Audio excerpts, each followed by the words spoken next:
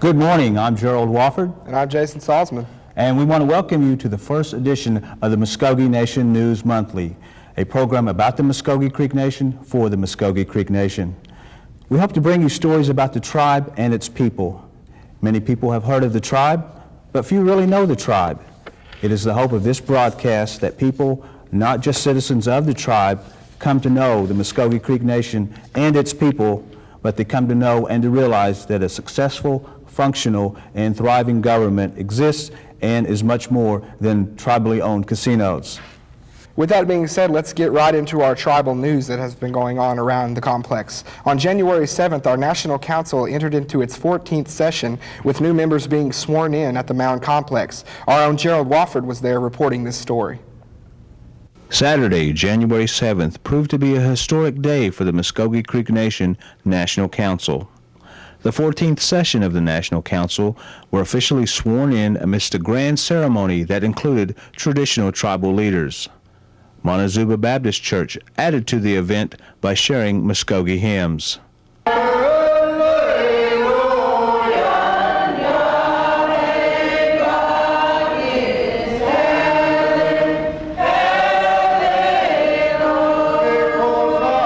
The 26 members that comprise the council are represented by district representatives from the Creek Nation boundaries that include 9 Oklahoma counties in northeastern Oklahoma.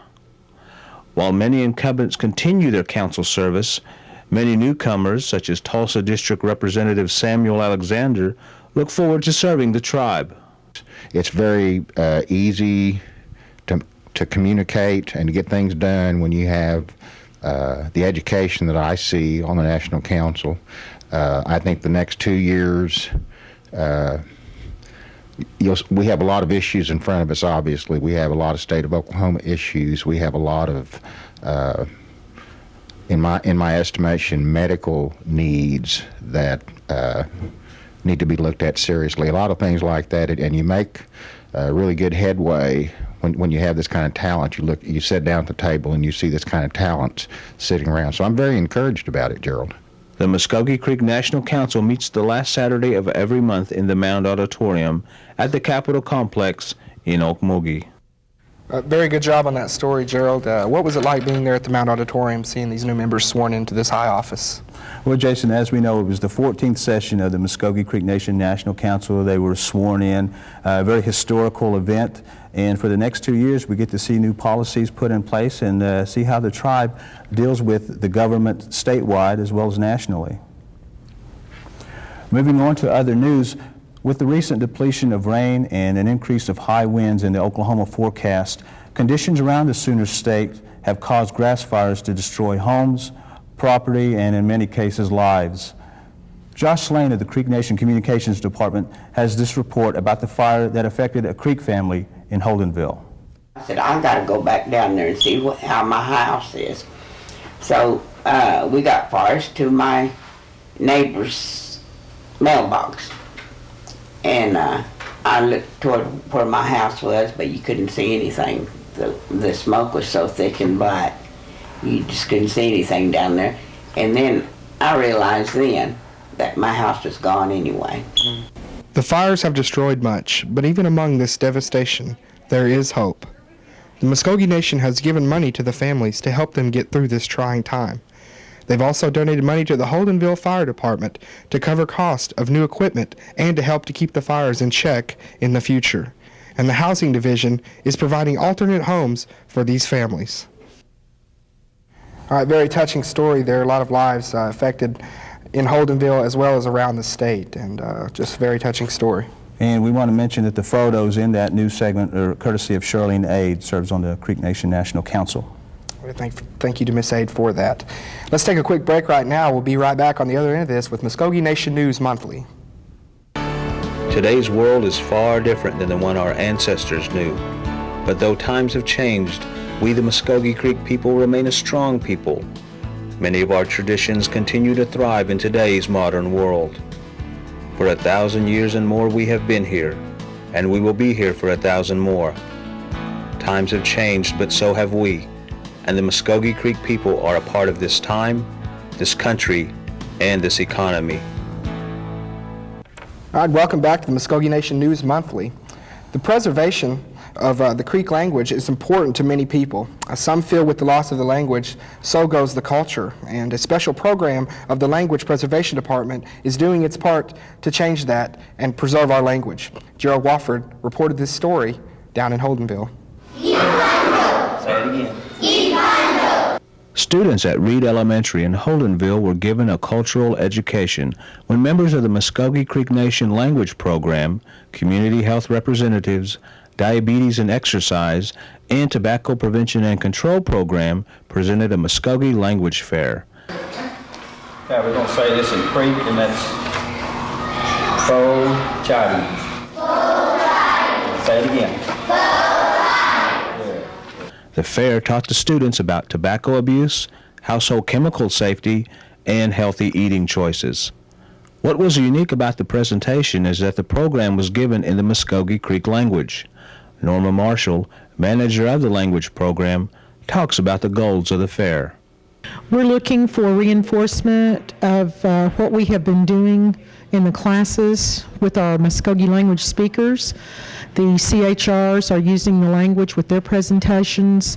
Tobacco prevention is using the Mvskoke language, and diabetes and exercise program is also using the Mvskoke language. We started the Mvskoke language program July the 11th, 2005, and we passed our 6-month mark on January the 11th. The children are enthusiastic, and they have really embraced the language classes and the program and the instructors, and the school superintendents and principals and the teachers have embraced our program also. Students were taught to say various Creek words and were even treated to a puppet show. Students at Wetumpka, Dustin, and Hannah were also presented with the program. Well, I just want to say Mado to the National Council and to Chief Ellis, and also to the citizens of the Mvskoke Nation for supporting the language program. A great job on that story, Gerald, and certainly the cultural aspect of language is one that we really need to preserve, and it's very important that we are doing that. Well, Jason, it's always exciting to see the young kids take part in a special program like this. They're learning the language, and as the story mentioned, the culture is being preserved. With the beginning of a new year, the political season and elections are not far behind. Dan Keating, brother of former Oklahoma Governor Frank Keating, made his announcement to run for the office of State Treasurer. Jason Salzman interviewed Keating, who made his announcement at the Creek Capitol Complex in Okmulgee. On the morning of January 10th, Principal Chief A.D. Ellis, National Council Speaker George Tiger, and a host of tribal representatives gathered at the Mound Auditorium to welcome a special guest of the Mvskoke Creek Nation. Mr. Dan Keating was on hand to announce his candidacy for State Treasurer and address some of the needs of the Mvskoke Nation.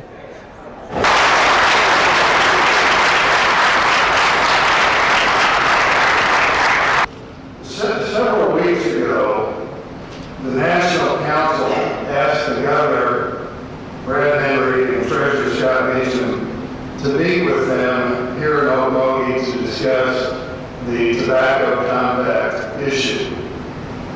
Both been refused. Later this month, in about 10 days, I shall formally announce as a candidate for State Treasurer. If Chief Ellis and Speaker Tiger wish to meet with the future Treasurer of the State of Oklahoma, I'd be more than happy to do so. In fact, because what happens with the Mvskoke Creek Nation is good for Oklahoma. The highways that you build in this county, the healthcare facilities across many, many counties, your early childhood development, you're certainly leaders in that area, and the new college here in Okmulgee. That's also good for Oklahoma. Your new $120 million investment on the Arkansas River is good for Oklahoma, and it's certainly good for Tulsa in particular. So when I hear that the administration of Henry and Meacham ignores the chief, ignores your council, that is patently wrong. I ask for your support. that of your officials and citizens, and I promise you that as your treasurer, I will not take the Creek Nation lightly, and that whatever I can do to help this great nation, I'd be more than happy to do so. So thank you very much for inviting me here today. Afterwards, Mr. Keating spoke about the unique opportunity that the tribe and state have in working together. I think the first thing is the recognition of all Oklahomans that what we have in the state is completely unique. We have 39 tribes that no other state has. These are major, in essence, major employers. They're like major companies. But what happens in like in Tulsa when Citgo moves to Houston, you lose a lot. Well, the wonderful thing about the tribes in Oklahoma is the Creek Nation is not going to move to Houston. The Creek Nation employs thousands of people.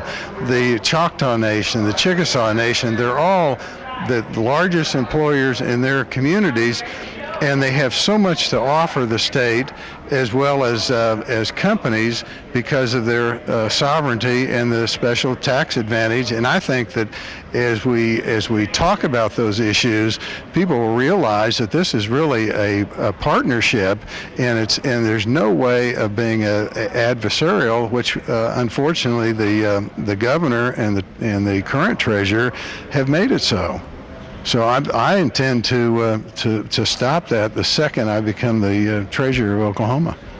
Jason Salzman reporting that story, and Jason, it's always special when a candidate will come and makes an announcement there at the Creek Complex. Yes, very much so. It was a special day, and everybody there knew that and realized that, and that's why there was such a big crowd. And to have him come and speak to us about state and tribal relations was very special and something that we should all be glad that we were part of.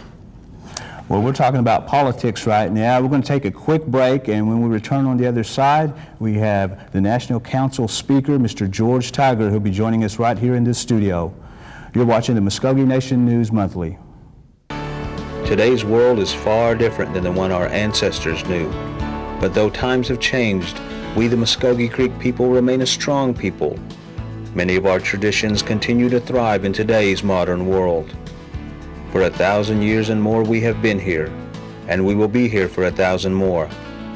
Times have changed, but so have we, and the Mvskoke Creek people are a part of this time, this country, and this economy. And welcome back to the Mvskoke Nation News Monthly. Earlier in the program, we spotlighted the 14th session of the National Council. A big part of that council is the election of the speaker, and recently the new speaker was elected. We had a little bit of overturn in the council, and included in that was the election of Mr. George Tiger. He is the new speaker of our National Council. And George, thank you so much for being on the program with us here today.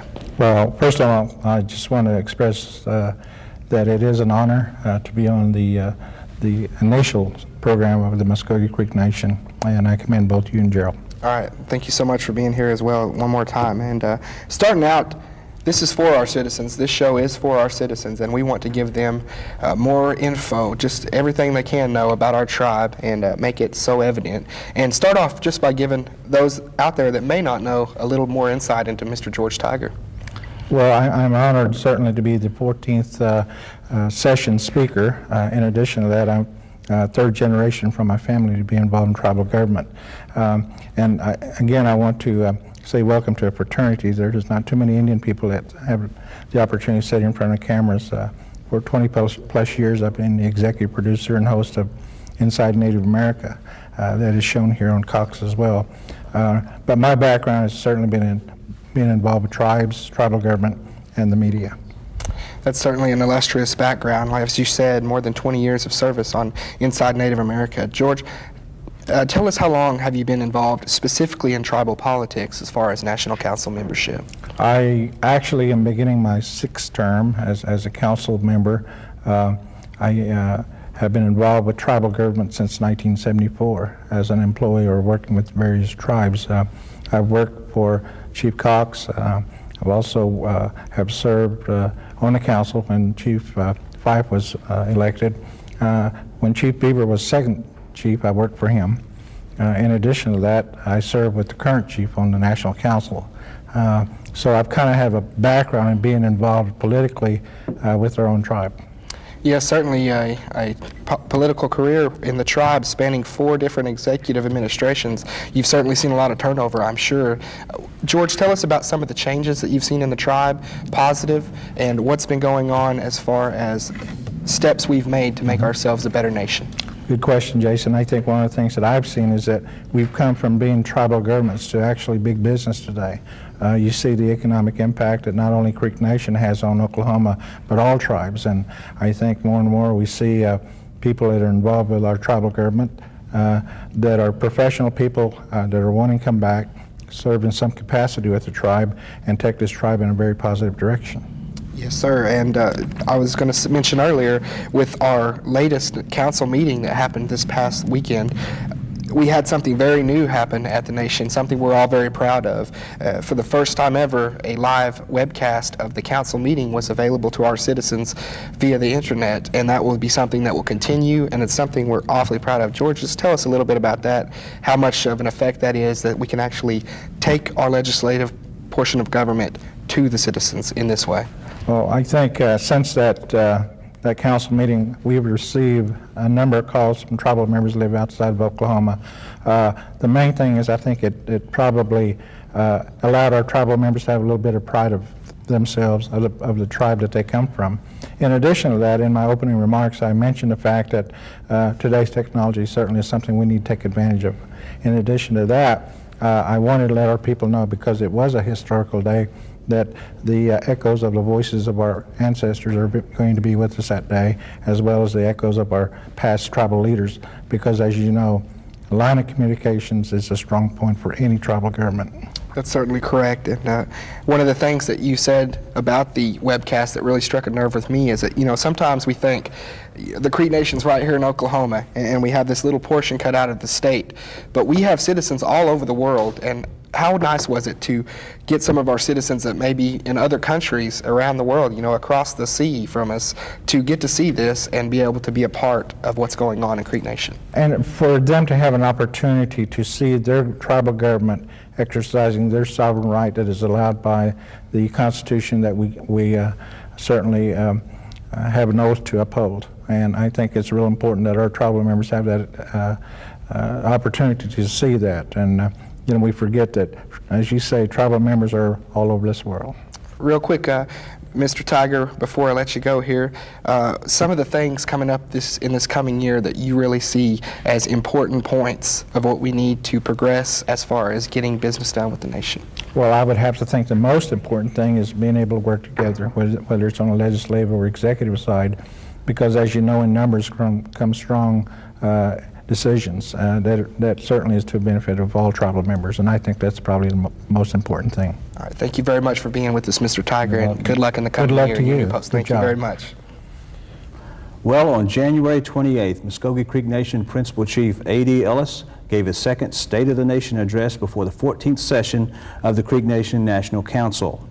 The council, as well as a capacity crowd in the Mound Auditorium, heard what the Mvskoke leader discussed, and specifically about the shape of the tribe and the issues facing it. We also had a distant learning plan for the next 20 years and the next 10 years to implement. Children and Family Services. At present, we have 194 children in foster care in Oklahoma. We have 42 in foster care in other states, 98 in tribal foster care. Family Services provided $114,000 through direct assistance to families. In 2006, they're going to provide adult protection, mental health, and increased foster care for children, and also domestic violence. White Horse Police. In 2005, they were increased from 19 to 27 officers. Jack Shackelford is the chief. Just recently, about a month ago, they were crossed dead dividers with the city of Tulsa.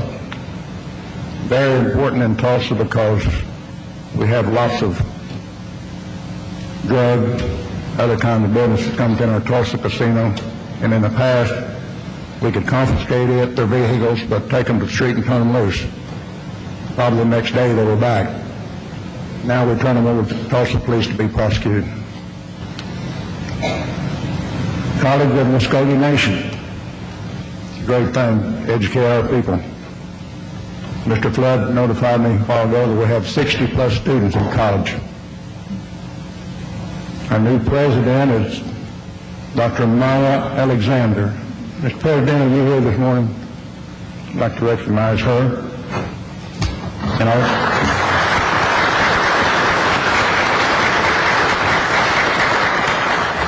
also the Board of Regents. They're having meetings, they're improving the college, and it's located out at OSU.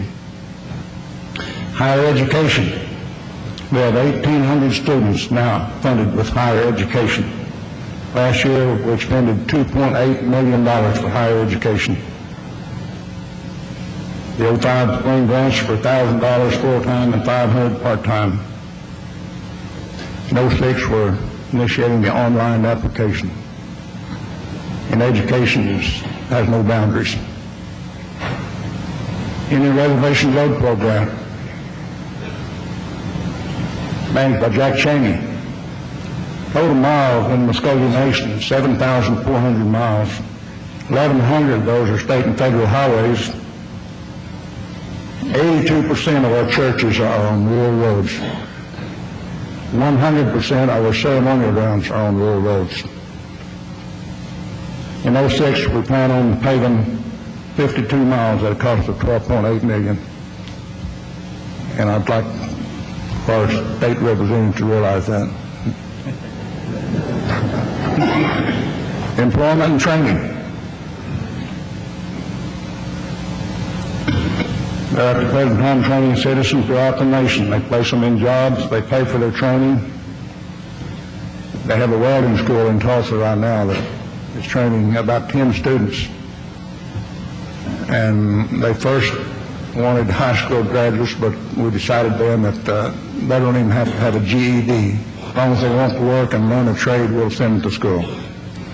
And that is Dana Minnick's program. Office of Child Care. They assisted 6,044 children with child care. And $1.9 million. They provided 928 families with school clothing. Every year we spend over $2 million for school clothing for students that otherwise wouldn't have clothing. In 06, we're going to initiate teaching the Creek language in all tribal development centers. Our capital improvement program. This is the facilities that manages all the buildings. In 05, they've done $162,000 worth of work in our communities, such as replacing roofs, leaks, anything that happened in our communities. Even though we have 26 charter communities and casinos in many of them, it all belongs to the Creek Nation. The land, the buildings, everything belongs to the tribe. We provide it to the communities through a facility use agreement. In 06, the renovations and the work is projected to be $110,000 in 06. The Office of Public Gaming, it's a regulatory agent to regulate our gaming. In 05, we had approximately 600 gaming employees without gaming license. 06, all employees have at least a temporary license. They redeveloped the surveillance system, restructured the entire regulation agency to better serve our gaming industry. Tax Commissioner, our sales tax brought in $167,000 in 05. Auto tags, $1.5 million. Tobacco tax, $1.6 million.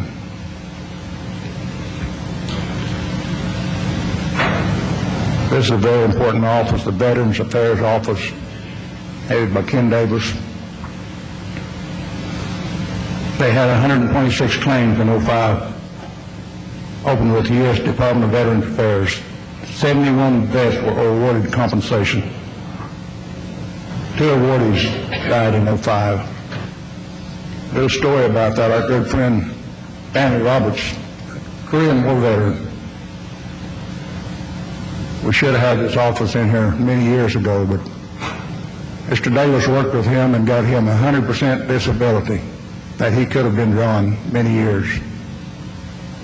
After he got the first check, he passed away. We need to do a better job. Total amount secured for the Veterans Office in 05 was $705,000 for the veterans.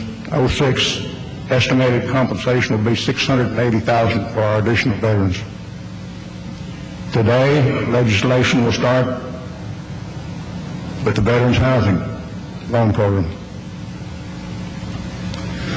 Creek Nation District Court, Patrick Moore is the judge. This court is known worldwide among the indigenous nation. I've been over at the courtroom when people came from Colombia, South America, Pakistan, China, countries all over the world come here to see this court system. And more important, the Chickasaw, Choctaws, and Cherokees came here to learn our system. They are now working on child support cases for the state of Oklahoma. They have 80 new cases for child support. They just received 30 additional cases from the Chickasaw Nation. When I came into office, I started calling a summit every year with our church people and also ceremonial grounds. So once a year, we meet with the leaders of the ceremonial grounds and churches. Right now in Creek Nation, we have 113 churches,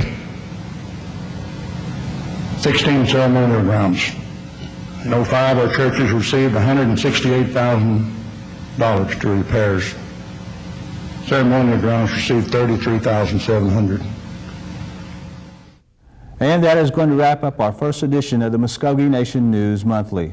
Again, if you have any stories about the tribe, concerning the tribe or one of its citizens that you would like included on this program, you can email us or call us. First of all, the numbers are 918-732-7637, or you can fax us at 918-758-0824, or you can email myself, Jay Salzman, at MvskokeNation-NSN.gov, or G. Wofford at MvskokeNation-NSN.gov. Thank you very much for joining us, and for Gerald and myself, we want to say a big mado to all our citizens, and this has been Mvskoke Nation News Monthly. Take care. God bless.